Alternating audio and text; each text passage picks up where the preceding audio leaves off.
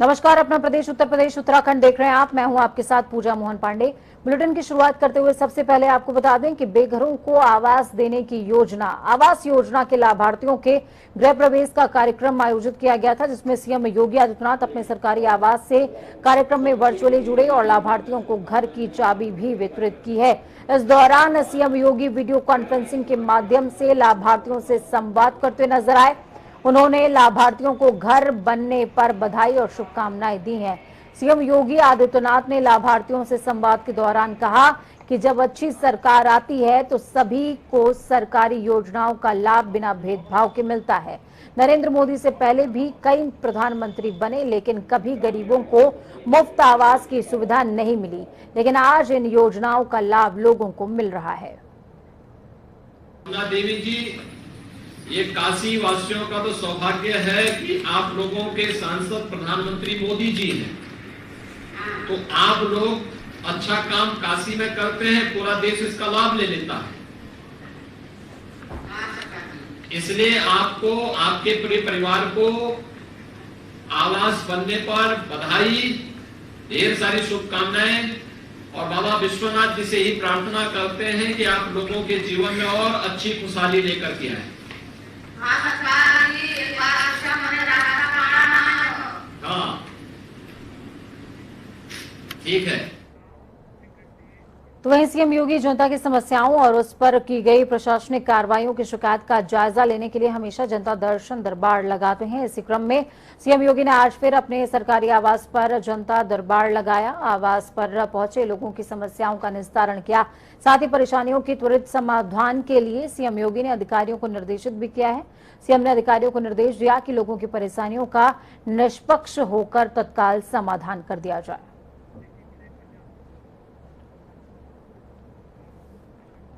UP के पूर्व मुख्यमंत्री कल्याण सिंह की 13वीं अलीगढ़ के अतरौली स्थित केवीएम इंटर कॉलेज में आयोजित की जा रही है। इस मौके पर यहां पर शुरू हुए ब्रह्मभोज में रात तक करीबन 1 लाख लोगों के शामिल होने की संभावना जताई जा रही है, जिसके लिए 1400 हलवाई और कारीगरों ने तरह के व्यंजन तैयार किए हैं। कार्यक्रम में सीएम योगी आदित्यनाथ, दोनों डिप्टी सीएम केशव प्रसाद मौर्य और डॉक्टर दिनेश शर्मा समेत दूसरे राज्यों के मुख्यमंत्री, राज्यपाल, मंत्रियों, विधायकों समेत कई राजनीतिक हस्तियां शामिल हुई हैं। अतरौली के केएमबी इंटर कॉलेज में सामान्य और वीवीआईपीओं के लिए छोटे बड़े पंडाल निर्मित किए गए हैं।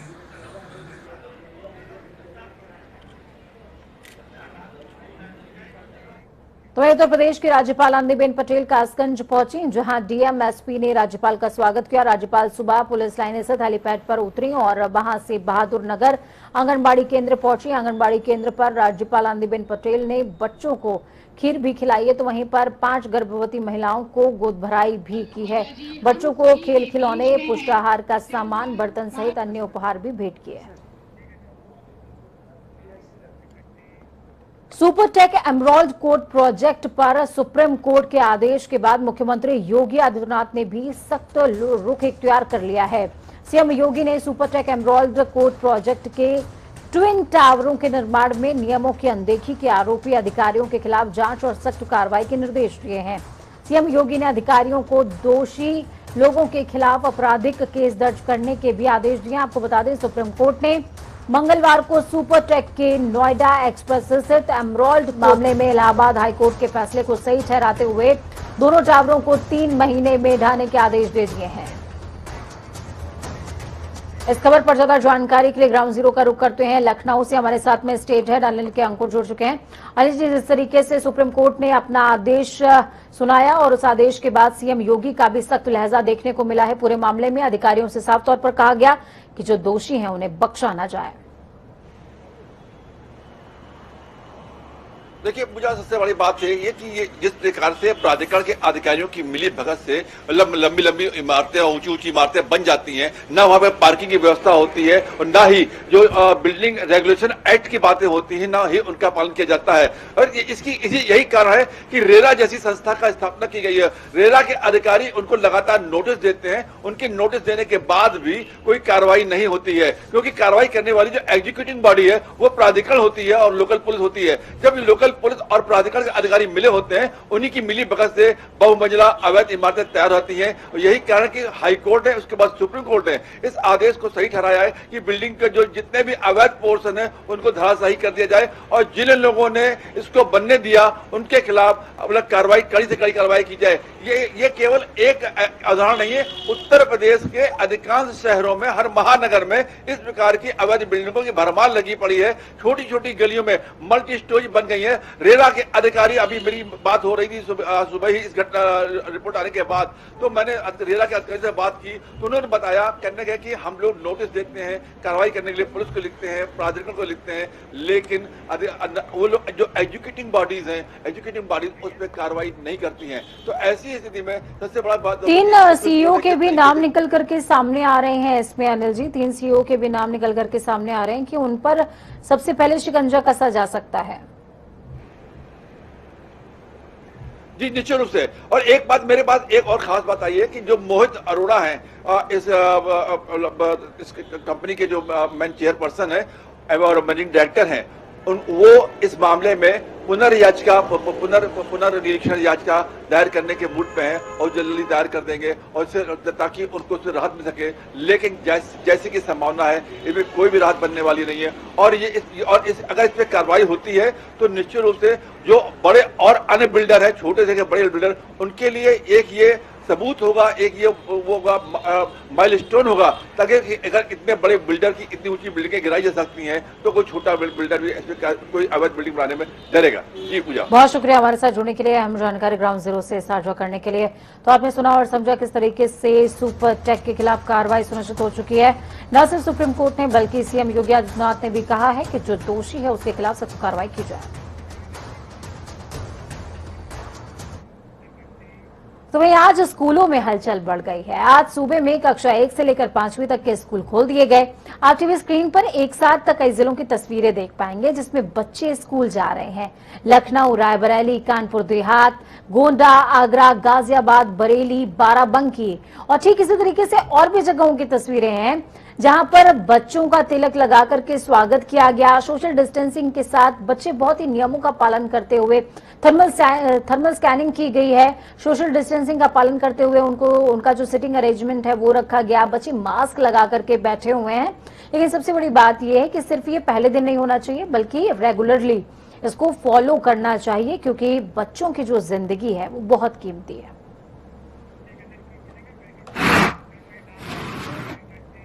लंबे समय के बाद आज उत्तर प्रदेश में नन्हे बच्चों के लिए प्राइमरी स्कूलों को खोल दिया गया, लेकिन इसी के साथ आशंका ये भी कि कोरोना के मामले बढ़े तो क्या होगा। फिलहाल स्कूल खोलने की सख्त गाइडलाइंस जारी की गई हैं, लेकिन क्या सिर्फ इतना काफी है? ये खास रिपोर्ट देखिए।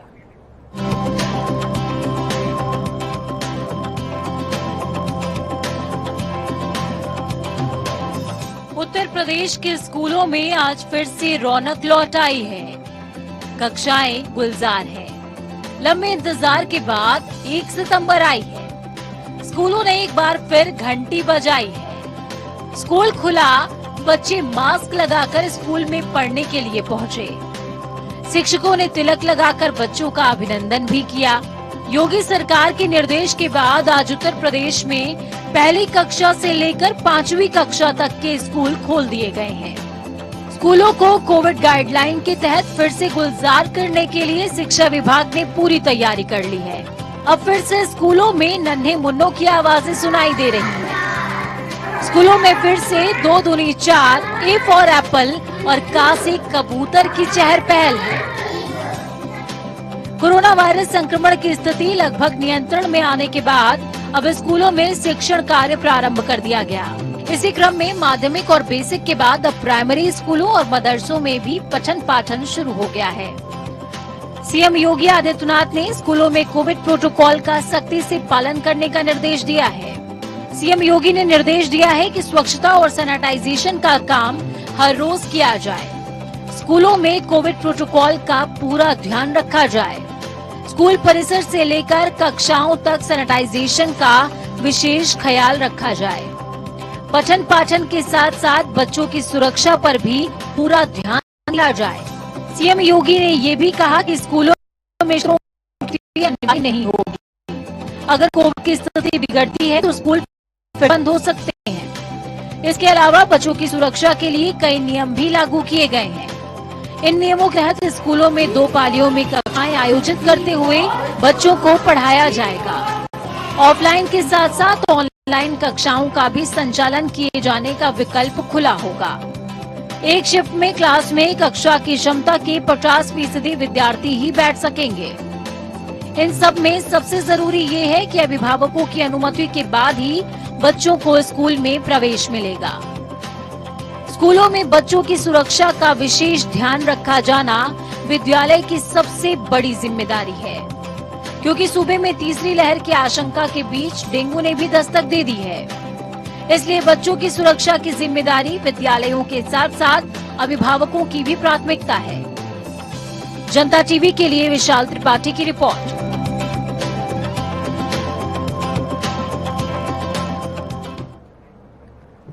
तो वहीं वाराणसी के ज्ञानवापी स्थित स्वयंभू भगवान विश्वेश्वर नाथ मंदिर मस्जिद विवाद के पूरे मामले पर मंगलवार को सुनवाई करते हुए इलाहाबाद हाईकोर्ट ने अपना फैसला सुरक्षित रख लिया है और 9 सितंबर को अपना निर्णय सुनाएगी।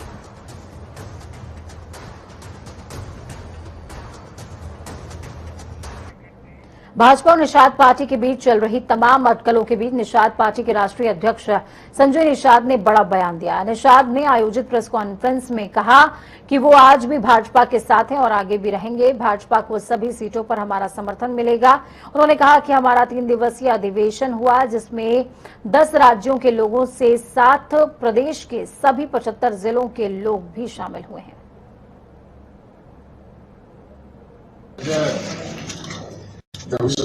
पार्टी के साथ आगे भी रहेंगे।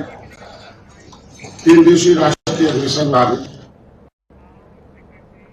समाजवादी पार्टी के प्रदेश अध्यक्ष नरेश पटेल उत्तम 1 दिवसीय श्रावस्ती दौरे पर पहुंचे। इस दौरान उन्होंने बसपा के बागी विधायक असलम रायनी से श्रावस्ती के प्लेटानियम होटल में औपचारिक मुलाकात करी है, जिसको लेकर सियासी गलियारे में हलचल तेज हो गई। बताया जा रहा है कि बसपा के सभी बागी विधायक समाजवादी पार्टी में शामिल हो सकते हैं, क्योंकि असलम रायनी का साफ तौर पर कहना है कि 2022 में श्रावस्ती के दोनों विधानसभा सीट जीतकर राष्ट्रीय अध्यक्ष अखिलेश यादव को मुख्यमंत्री बनाएंगे। उस जनपद श्रावस्ती के कार्यक्रमों से बहुत ज्यादा खुश है और कार्यकर्ताओं में जो उत्साह देखा है वो एक संदेश गौतम बुद्ध की धरती से निकला है कि आने वाले समय 2022 में 4 महीने के बाद मार्च में 2022 में इंशाअल्लाह अखिलेश यादव जी की सरकार बनने जा रही है। माननीय प्रदेश अध्यक्ष जी दोनों विधानसभा के कार्यकर्ताओं को धन्यवाद दिया है और उनका ये कहना है कि इतना बढ़िया स्वागत हमारे जनपद श्रावस्ती से बढ़िया कहीं नहीं हुआ।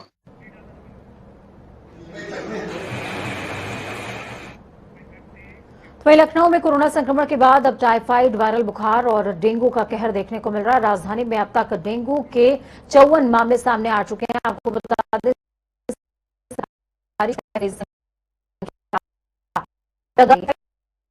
और सामने आए हैं।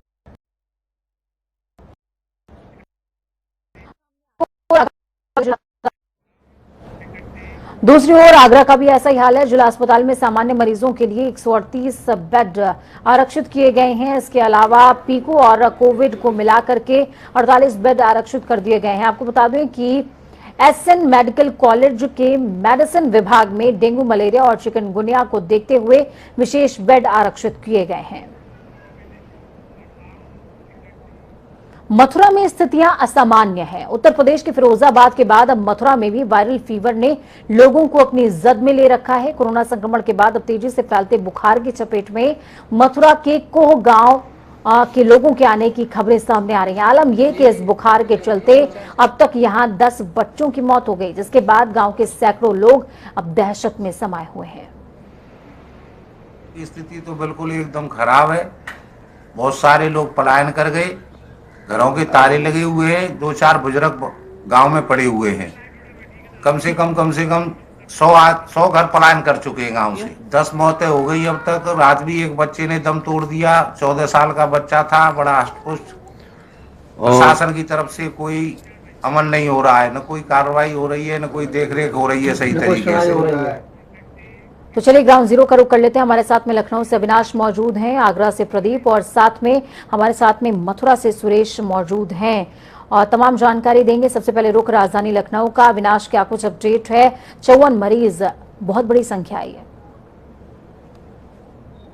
बिल्कुल, आपको बता दें जिस तरह से फिरोजाबाद में वायरल बुखार और डेंगू के चलते तमाम लोग भर्ती हुए हैं और तमाम बच्चों की मौतें भी हो चुकी हैं, जिसकी गंभीरता को देखते हुए सीएम योगी आदित्यनाथ ने वहां के फिरोजाबाद के जो सीएम है उनको हटाने के निर्देश दिए। साथ ही जो 11 विशेष डॉक्टरों की टीम है फिरोजाबाद के लिए रवाना की है ताकि वहां पर वो पहुंचकर लोगों को राहत देने का काम करे। अगर राजधानी लखनऊ की अगर बात करें तो हाल ही में आपने बालू अड्डे इलाके में जिस तरीके से डेंगू के चलते तमाम 100 से अधिक मरीज यहाँ पर सिविल अस्पताल में भर्ती हुए थे, उसके बाद घंटे में जब हड़कंप सजा तो यहाँ पर उनको फ्री इलाज के लिए यहाँ पर आदेश दिया गया। साथ ही उसको यहाँ सिविल अस्पताल में जब उनका उपचार चल रहा था तो उसको देख देखने के तमाम नेता मंत्री भी वहां पर उस मामले में पहुंचे हुए थे। बिल्कुल अविनाश, आपके पास लौटती हूँ मैं। आगरा से प्रदीप हमारे साथ में जुड़े हुए हैं। प्रदीप, आगरा के कैसे हालात हैं? बेडों की संख्या आरक्षित कर दी गई है, मरीजों की कैसे हालात निकल करके सामने आ रहे हैं? आप पूजा बता दें, जिस तरीके से फरीदाबाद और मथुरा के अंदर हालात असामान्य हुए, उसके बाद आगरा मंडल के अंदर लैंड की निगरानी के अंदर स्वास्थ्य महकमे को सत्र कर दिया गया। इसमें हम मेडिकल कॉलेज के मेडिकल विभाग के सामने खड़े हुए हैं। इसी विभाग के अंदर अब कई मरीज जो क्या नाम है छोटे बच्चे शिशु हैं और अडल्ट है, उनके जो बच्चों है वो 8 मरीज है, जो अडल्ट है वो उनकी संख्या 8 है। और हमने मृत्यु की बात करते हैं के जो मरीज वो भी इसके अंदर एडमिट है, उनकी संख्या लगभग 24 के आसपास है। तो यहाँ पर लगातार सतर्कता बरती जा रही है। एसएन मेडिकल कॉलेज के जो प्रिंसिपल है प्रशांत गुप्ता, उनका कहना है कि हम लगातार निगरानी बनाए हुए हैं। इसके साथ ही मथुरा से सुरेश हमारे साथ में जुड़े हुए हैं। सुरेश, क्या कुछ अपडेट है? क्योंकि यहाँ पर कहा जा रहा है मथुरा के अंदर कि एक ऐसा बुखार है जिसको डिटेक्ट भी नहीं किया जा सका है और कई लोगों की जानें जा चुकी हैं इसमें। जी बिल्कुल, मैं आपको बता दूं मथुरा की जो स्थिति है वो काफी भयानक है, क्योंकि जिस तरह से मथुरा के को गांव और जचौंदा के साथ साथ जुन सिटी में, यानी कि आप कहें तो कई गांव में ये बीमारी फैल चुकी है और जिसमें अब तक तीनों ही गांव में मिलाकर लगभग 13 लोगों की मौत हो चुकी है। जिस तरह से को गांव में अब तक 10 बच्चों की मौत हुई है, जचौंदा में 2 लोगों की मौत हुई है, वहीं जुन सिटी में 1 व्यक्ति की मौत हो चुकी है। तो जिस तरह से देखा जाए, स्वास्थ्य विभाग भले ही कह रहा है कि हम 24 घंटे गाँव में कैंप किए हुए हम लोगों का इलाज कर रहे हैं, लेकिन जिस तरह से लोगों का जो कहना है उससे कहीं नहीं लगता कि उस इलाज का कहीं उनके जीवन पर कुछ फर्क पड़ रहा है, क्योंकि मौतों का आंकड़ा लगातार बढ़ता जा रहा है। मौतों का सिलसिला रुकने और ये आंकड़े डरा रहे हैं। बहुत शुक्रिया आप तीनों का ही हमारे साथ जुड़ने के लिए, अहम जानकारी ग्राउंड जीरो से साझा करने के लिए। ऐसे में जनता टीवी की आपसे बेहद खास ये अपील है कि आपके आसपास अगर पानी इकट्ठा हो रहा है, साफ पानी है तो भी उसको रेगुलरली बदलते रहिए, क्योंकि डेंगू का जो मच्छर है वो साफ पानी में पनपता है और कुछ सिम्टम्स जो हैं वो कोविड और डेंगू के एक जैसे हैं, लेकिन डरने वाली बात नहीं है। कई सारे सिम्टम्स अलग भी हैं, तो इस मौसम में डरने की बिल्कुल भी जरूरत नहीं है। बेहद ख्याल रखना है अपना भी और अपनों का भी। तो खबरों में आगे बढ़ते हुए बात होगी देवभूमि की। खटेमा में हुआ गोली कांड के 26वीं बरसी पर सीएम पुष्कर सिंह धामी शहीद स्मारक पहुंचे और शहीदों को श्रद्धा सुमन अर्पित किए हैं। इस अवसर पर मुख्यमंत्री ने शहीदों के परिजनों को शॉल ओढ़ाते हुए उनका सम्मान किया। साथ ही राज्य आंदोलनकारी और सीमांत जनता को संबोधित करते हुए खटीमा की ओर राज्य आंदोलन की अग्रणी भूमि बताया है। साथ ही सीएम धामी ने आंदोलनकारियों को संबोधित करते हुए उनसे संबंधित घोषणाएं भी की हैं और गोलीकांड कार्यक्रम को आगे से सरकारी कार्यक्रम घोषित करने की भी घोषणा की है। मुझे ये अवसर मुख्य सेवक के रूप में, वैसे एक जनप्रतिनिधि के रूप में, एक विधायक के रूप में मैं प्रत्येक वर्ष यहाँ पर शहीदों को नमन करता था, उनको पुष्पांजलि करता था, श्रद्धांजलि करता था और हमेशा ही संकल्प हम लेते थे। आज मैं आप सबके समक्ष कहना चाहता हूँ कि हम संकल्पबद्ध हैं कि उत्तराखंड राज्य के जो शहीद हैं उनके सपनों के अनुरूप, हमारे उत्तराखंड आंदोलन में जिन्होंने भाग लिया, हमारे आंदोलनकारी, उनके सपनों के अनुरूप उत्तराखंड राज्य को बनाने के लिए, आगे बढ़ाने के लिए हम संकल्पबद्ध हैं और इसके लिए हम आगे। तो वहीं पीडब्ल्यूडी मंत्री सतपाल महाराज के आवास का घेराव कार्यकर्ताओं ने किया है, लेकिन इस दौरान पुलिस प्रशासन ने बैरिकेडिंग करते हुए कार्यकर्ताओं को रोकने की कोशिश करी। तो वहीं रानी पोखरी पुल टूटने के मामले पर आम आदमी पार्टी के कार्यकर्ताओं ने सतपाल महाराज के इस्तीफे की भी मांग करी है। उन्होंने कहा कि आज उत्तराखंड में पिछले 5 सालों में 32 पुल टूटकर धराशायी हो चुके हैं, जबकि सैकड़ों पुल जर्जर हालत में बने हुए हैं, लेकिन मंत्री सतपाल महाराज कुंभकर्णी नींद में सोए हुए हैं। पीडब्ल्यूडी मिनिस्टर से इस्तीफे की मांग कर रहे हैं, क्योंकि आपने देखा हुआ रानी पोखरी का पुल, जिसके लिए पिछले साल दिसंबर में 40 लाख रुपए जारी किए गए थे इसके मेंटेनेंस। देहरादून से इस वक्त की बेहद बड़ी और अहम जानकारी। सीएम की घोषणा क्रम में शासनादेश जारी हुआ है। आशा कार्यकर्ताओं पर फैसिलिटेटर को मिलेंगे 2000 रुपए, 5 महीने के लिए 2000 रुपए दिए जाएंगे। बेहद बड़ी और अहम जानकारी देहरादून से। आशा कार्यकर्ताओं को फैसिलिटेटर को 2000 रुपए मिलेंगे प्रति माह, ये 2000 रुपए दिए जाएंगे।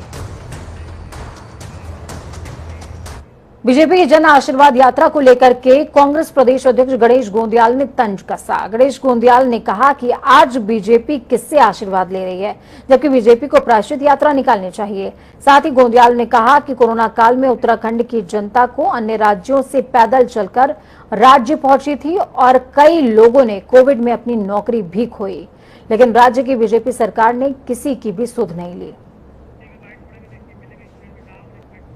उत्तरकाशी में भारत मजदूर संगठन के श्रमिक बीते 9 दिनों से धरने पर बैठे हुए हैं।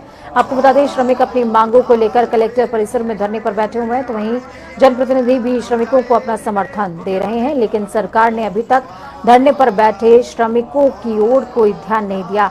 ऐसे में अब श्रमिकों ने सरकार को नींद से जगाने के लिए हवन यज्ञ करवाना शुरू कर दिया है और भगवान से सरकार की बुद्धि शुद्धि की प्रार्थना की है। वक्त यहाँ पर छोटे से ब्रेक का। ब्रेक के उस पार खबरों का सफर लगातार जारी रहेगा। बने रहिए जनता टीवी के साथ, क्योंकि हमें आपकी ताकत। अपना और अपनों का बहुत ज्यादा ख्याल रखें। नमस्कार।